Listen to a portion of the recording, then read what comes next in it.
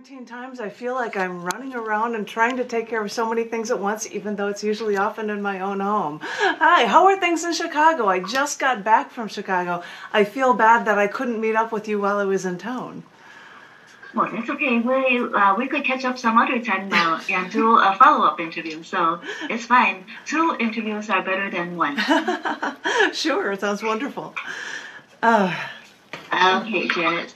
So, what inspired you to pursue communications and poetry rather than computer science and engineering? I had started off in school actually at Carl Sandburg High School, but I focused on computer science because I was really good at math and I didn't know what I wanted to do with my life, and it seemed like a smart idea and a good moneymaker, blah, blah, blah. And as I had gotten off to school at the University of Illinois, Champaign-Urbana, I realized that there were a lot of issues out there that a lot of people weren't able to address, and I saw a lot of injustices and things in the world. And I found myself, even when I was in high school, I was doing portrait photography. I found myself writing and taking pictures to relieve any sort of stress of what I had seen around me. So I thought this computer stuff might not be the way that I should go. And so I looked around and I said, well, I seem to be writing a lot. I'll go into news editorial journalism because I'm always trying to get the story on people. So it seemed like a natural switch. And so I focused on graphic design, and I ended up designing magazines, and that is what I still do to this day. Well, you were very good at math, and were you able to apply mathematical principles to poetry, to writing, to communications, to what you love to do? I don't know if it was mathematics so much, although I think that ascribes to me being much more logical than I think the average poet is. We talked briefly, I think, in the past about the fact that I ran a poetry open mic in Chicago at the Gallery Cabaret eventually, and I noticed, because it was from 7 o'clock till 9 o'clock in the evening, and there was a music act that followed, and so we had to start on time. And guess what? Poet time, nobody would get there at 7. And so I would often start by, I will read things from new issues of the literary magazines that I run and things like that. And so maybe that's because I'm a little more logical. Oh, we've got a schedule. We have to stay on time with these things. And so I would start things and get things going, and then start an open mic as soon as people would start showing up. So, and the other funny thing is, when I was looking for creative outlets of what things to write, one time I decided, I think, science geek, I'm going to write a poem for every element in the periodic table. And so I actually did that, which was crazy, and it's finished before. I think in the recent years they've gotten the element names for 115 through 118 now, but back when I did it they didn't have names, and so I just said I will look for things that way and find things that are poetic even in science and try to mesh those two ideas together as well.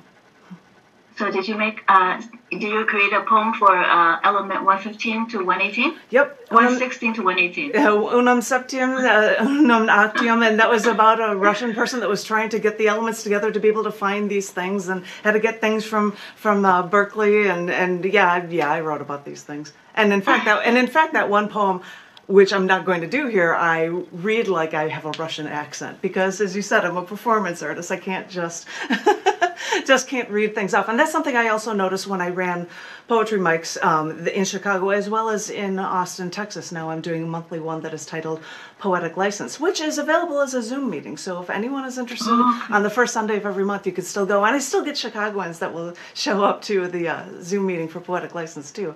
But I noticed that back in Chicago when I would have features, people would come with a stack of papers and they wouldn't know what order to read. And I'm like, you had this, you knew this was coming. You couldn't plan what you were going to, I have my things scheduled out and figured out exactly, and for the time allotments. And because I've done stuff so many times with trying to come up with music in the background or something that will just pull people in a little bit more, I would have a whole setup. And in fact, Charlie Newman, who I took the open mic over for, that was in Chicago, called me the queen of multimedia and the czarina of multimedia, because I would have video cameras going, and I'd have, anything just to be able to try to give people something else to look at. So. And how did you get your Russian accent to use? I just guessed, I just extrapolated what I figured sounded appropriate, and it probably didn't, although people were impressed that I could keep it the entire poem. But but it was just, just something from performing the poem, so. And I was going to say, you had asked about what made me go into choosing the issue related, changing from math to that. And I actually had something that I had written something about it. If you'd like a poem that actually relates to that, I would love to share it. I've got a poem that is the Reaching the End edit of the poem Burn It In, which actually appeared in the CC&D, one of the magazines I run, volume 285, I think, that is called Black and White. But this poem, as I said, is called Burn It In. Once I was at a beach off the west coast of Florida with a friend on New Year's Eve, and I watched the waves crash as the yellow moon hung over the Gulf like a swaying lantern. My friend watched the scene and said, I need to look at this scene and memorize it, burn it into my brain, record it in my mind so I could call it up when I wanted to, so I could have it with me always. I, too, have my recorders. I burn these things into my brain. I burn these things onto pages. I pick and choose what needs to be said, what needs to be recorded. When I first went to college, I was studying to be a computer science engineer. I wanted to make a ton of money. I wanted to beat everyone else. Because burned in the back of my brain were the taunts of kids who were in cliques so that others could do the thinking for them.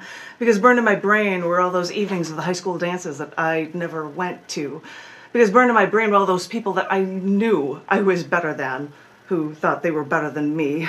Well, yeah, I wanted to make a lot of money. I wanted to beat everyone else. But I hated what I was doing. I hated what I saw around me. I hated all the pain that people put each other through. And all these memories just kept flooding me. So in my spare time, to keep me sane, to keep me alive, I wrote down the things I could not say. That is how I recorded things. When I looked around me and saw friends raping my friends, I wrote. I burned into these nightmares with a pen. And yes, I have this recorded. I have all this recorded. What did you think I was doing when I was stuffing handwritten notes into my pockets or typing long hours into the night? I was sitting at a computer lab, slamming my hands, my fingers against that keyboard because there were too many atrocities in the world, too many injustices that I had witnessed, too many people who had wronged me, and I had a lot of work to do. There had to be a record of what you had done. Did you think your crimes would go unpunished? Did you think that I wouldn't remember? Well, you see, that's what I have my poems for, so there'll always be a record of what you've done. Yes, I have defiled many pages, as in your honor, you who swung your battle axe high above your head and thought that no one would remember in the end. Well, I made a point to remember. I've defiled many pages. Have you defiled many women? Is this what makes you a strong man? You, the man who rapes my friends, the man who rapes my sisters, the man who rapes me? You want to know why I do the things I do? I had to record these things. That is what kept me going. When people were dying, that's what kept me together. When my friends went off to war, that is what kept me together. And when my friends were raped and left for dead, that is what kept me together. And when no one bothered to notice this, or change this, or care about this, these writings kept me together. I need to record these things to remind myself of where I came from. I need to record these things to remind myself that there are things to value and things to hate. I need to record these things to remind myself that there are things worth fighting for, worth dying for. I need to record these things to remind myself that I am alive. There you go. Wow, that's good. I know that you were an acquaintance rape counselor, so did you write this before or after your work?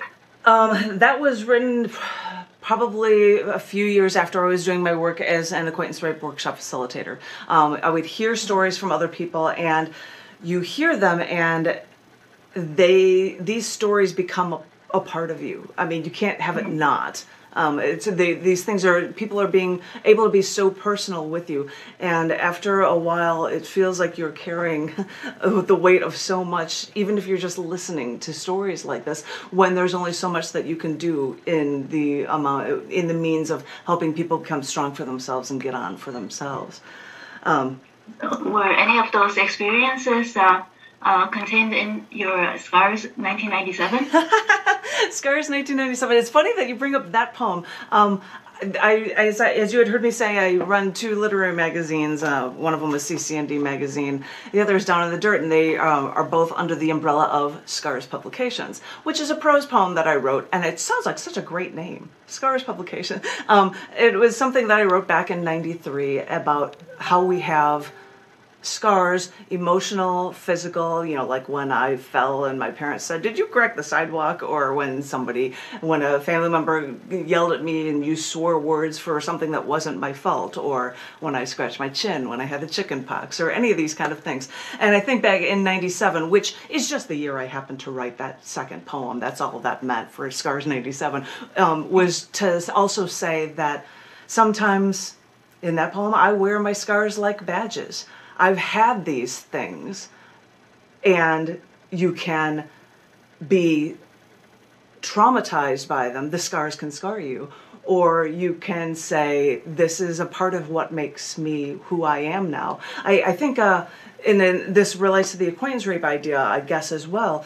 When you go through something that terrible, it is terrible, it genuinely is, and you can say, I wish it didn't happen. But then again, you look at yourself afterward, and how you have grown and become stronger as a person because of the battles you've had to deal with, that sometimes getting rid of those elements could actually unravel who you actually are now as a person. And that although you would never want these bad things to happen, sometimes keeping in mind that the person that you are now, if you like who you are now, if me as a woman, feeling with the concepts of sexism in everyday society, being objectified still to this day, it's lovely.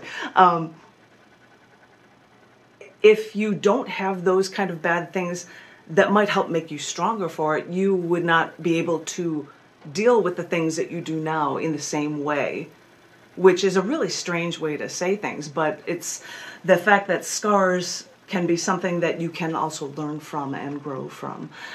Humorous thing, I moved to Austin, Texas because of my husband's job, and he says to me jokingly when we moved back in 2015, he said, well, now that you moved here, the Cubs will probably win. And the next year they did. After over a century or whatever. And in fact, I was walking back after the rain delay, and I don't know if I could show off my knee here. I slid and fell, and I gouged my knee. And people are like, oh, you can get some sort of scar remover to get rid of that. And I think, well, A, I'm probably never going to be a knee model, and B, this is kind of a fun memory of like what happened when the Cubs actually won, and why feel bad about every single scar that you have. So there's an element to bringing Chicago back into scars, I guess. But I've written about scars since then, but that's the reason why I had the name for Scars Publications, and I've written a few things about scars because we all have them, and oftentimes that's what poets will do, is write about the scars that they've had to go through. Did you get any recognition when you were a high school student at Carl Sandburg High School for poetry, etc.? That's really kind of funny that I happened to go to Carl Sandburg High School, and I did write poetry then, but a lot of it rhymed, and I'm not that fond of what I was writing then. It wasn't something I would be that thrilled with, although I've got if you can see, it's a really tiny page here. I've got something from high school that is actually in one of my books called Contents Under Pressure, because, whatever, it might explode if you razzle me up too much. Contents Under Pressure. This short one is called Sometimes the Light. Sometimes the understanding travels into the realms of the unknown. All we can do is hope, search, dream, because we will never find. Sometimes the light is not enough.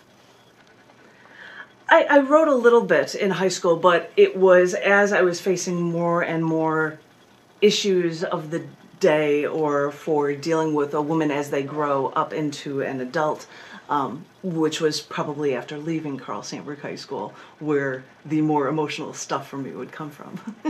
So. Mm-hmm. Yes. And was there any significance to 1997 except for that was the year in which you wrote Scars 1997. No, it was just happened to be the year for that one, but I was just trying to look through things and by the way, I have this WZRD sticker, which I don't know if people I still have it and I've kept it with me and I won't stick it on anything because I don't want to lose it. But I'm like, yay for WZRD, as old as that sticker is. That actually is the year, I think, when you talk about the idea, which we might get into later, about milestones or interesting things in your life.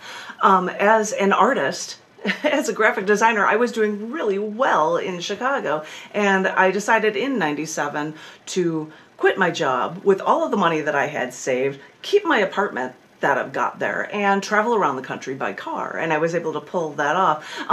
Things were, there may have been whatever little stresses of the day or whatever, but that's just a part of, getting older or growing up or dealing with new changes in life for that, I suppose. I'm just trying to think of what other things we'd like to talk about. So. Well, how did your work as an acquaintance rape workshop facilitator affect your poetry? Was it like deeply? It actually really did, because the journalist side of me for news education and news editorial journalism at the U of I, my writing is very journalistic and oftentimes could almost be brought into paragraphs. And so I would write about rape education and what people had gone through, or if I would see things with issues that they'd come up with. I was seriously looking, because you were interested in poems to sprinkle throughout this, and this was something that was right when I had started, I believe, a year or two right into working with acquaintance rape issues, that I wrote this piece that is titled The Room of the Rape, and it is in the first book that I ever wrote or published in From Scars Publications, called Hope Chest in the Attic. So this poem, I've never read this for anyone, so this is kind of weird. This is called The Room of the Rape.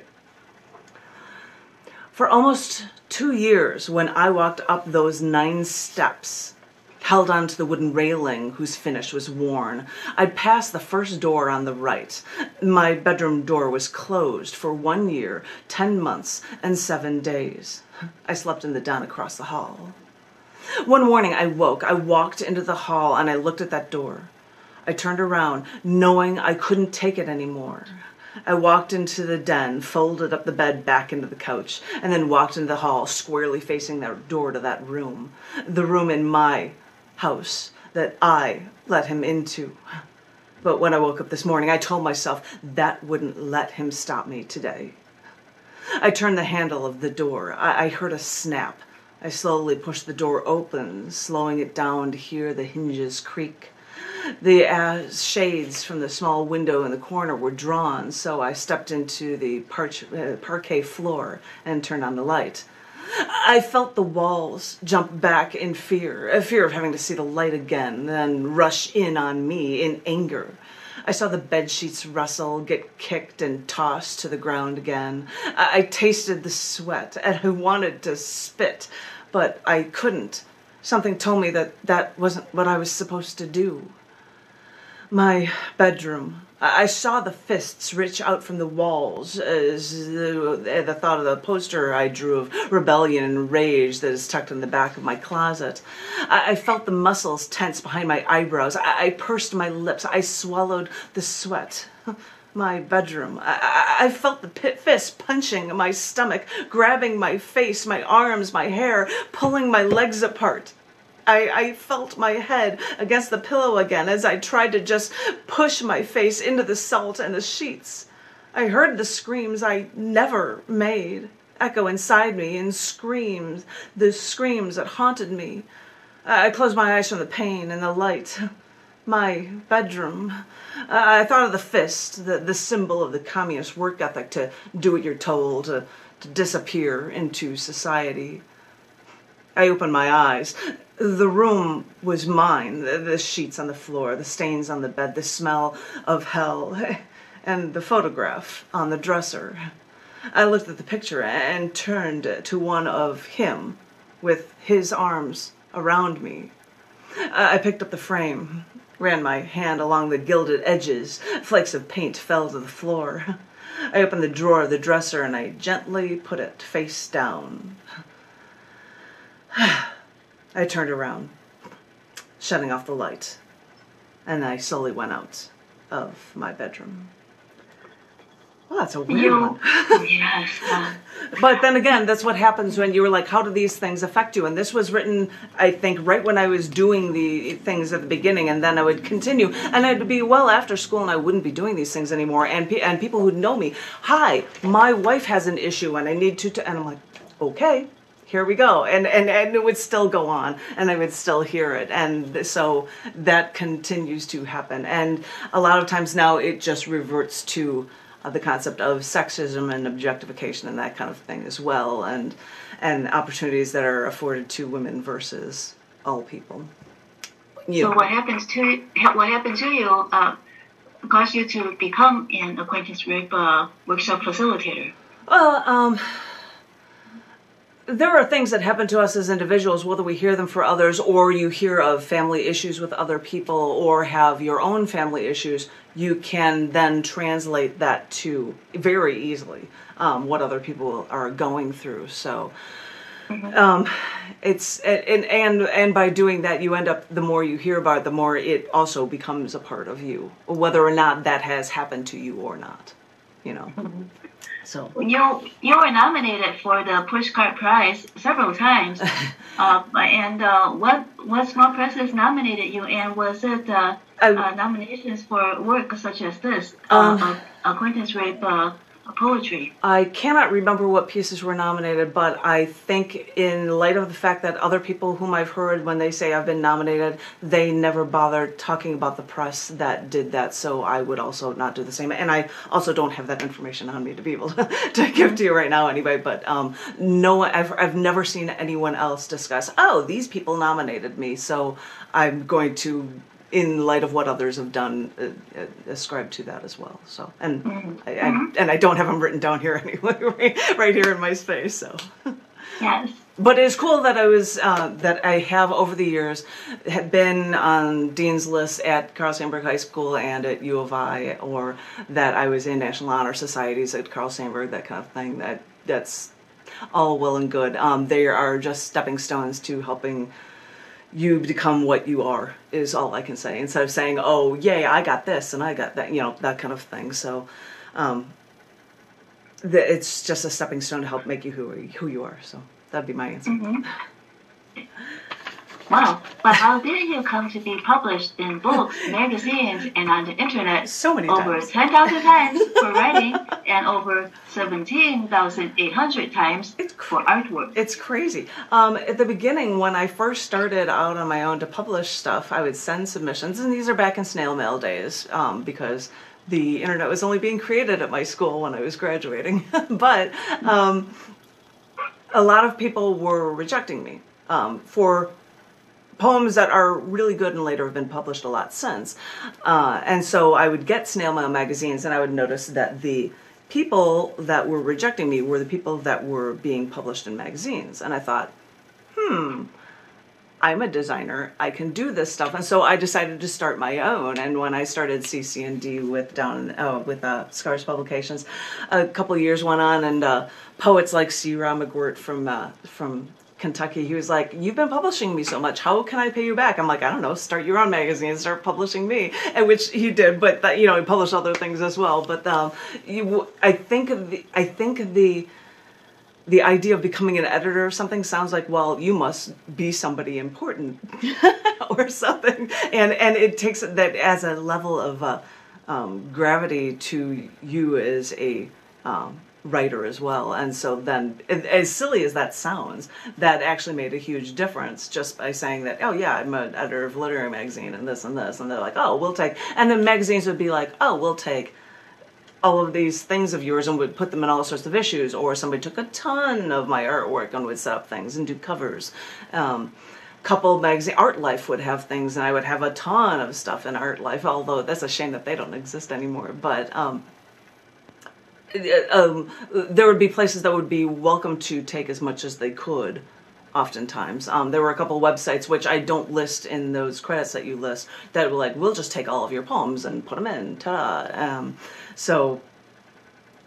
It helps actually when you are actually in the industry, the magazine publishing, literary world in the first place. I think that is a huge stepping stone, because that's all I thought when I was like, I'm being rejected for poems that are good, and why? Oh, these are editors are being published. Maybe I should do that. And I did that in my spare time and loved it. CC&D magazine used to be monthly and a saddle stitched, and then it was 100 pages in brad stapled and huge, and eventually went to after a near fatal, I guess this would be another milestone, a near fatal car accident where 2 cars hit me while I was stopped in an intersection, and I was in a coma for 11 days.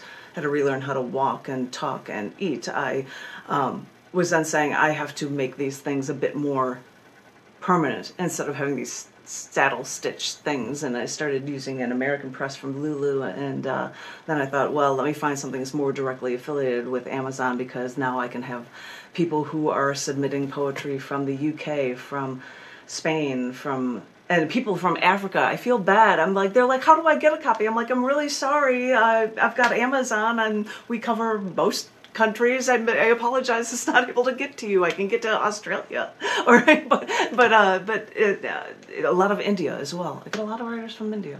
But that was why I said I'm going to make that something bigger than just my saddle stitch things for when I'm no longer here.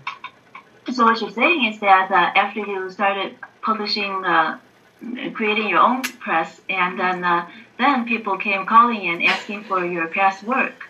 Yes, which is really funny because, yeah, I remember one of the poems, which is, I'm not going to say it because I've read it too many times. It's called The Burning, a really short poem of mine. It's a good poem, and nobody was accepting it. And then after I was running a magazine for a year or two, everyone and their brother wanted it, and and so I think it's the thoughts of the editors as they're reading stuff. As for me, I take people who send writing from prison or for, it doesn't matter to me where it comes from. I don't think of things that way. If the writing is good, the writing is good, and I'm sure that's what others would say as well. But I seem to notice only a change once I actually started editing a magazine myself. So now that you are editing your own magazine, you're giving more opportunities to others and are not... that don't have the opportunity. Yes. You're not treating others as the others treated you. No, definitely not. But I don't know. I can't define how others treated me. So I really can't make that statement, because they might have just been like looking and just rejecting stuff because they didn't know who I was. There could have been something that simple. I can't speak to why it wasn't. I can't say that, they treated me poorly because I wasn't an editor. That sounds silly. So I'm sure that's not the case, but I feel like I work a lot to get these magazines out monthly. And then every once in a while people are like, yeah, you do need a vacation. I'm like, yeah, I've been like doing a full-time job and I don't get paid for it. And but I hope people appreciate it. I enjoy it if it wasn't so much work, but I hope everyone else enjoys it as well. So. Well, we're enjoying it right now. What about you're being a performance artist? Did that come after all this, after you started publishing, etc., your own press? I did the press, but I wasn't reading in places. The first place I'd ever read was Yammer with Lisa Heminger, like 95, I think, or something. And I would get to perform stuff, but just by reading.